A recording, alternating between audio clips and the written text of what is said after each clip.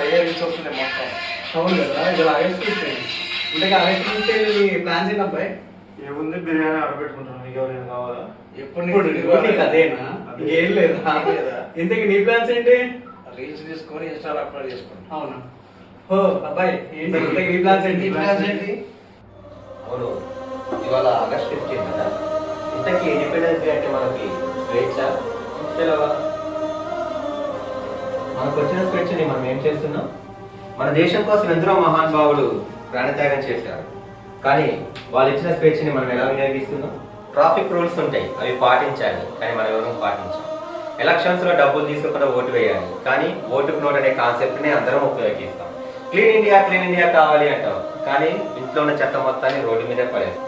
చెట్లని పెంచాలి, మన పర్యావరణాన్ని మనం కాపాడుకోవాలి, మన సంస్కృతి మనం నిలబెట్టుకోవాలంటాం, కానీ మనం అదేది చెయ్యం.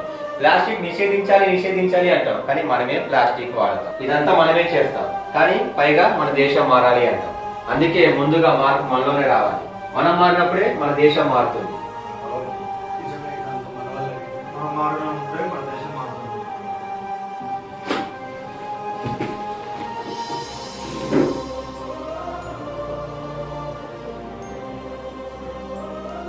దేశభక్తి అంటే మనలో ఒక్కరోజు ఉండేది కాదు, అది ప్రతిరోజు ఉండాలి.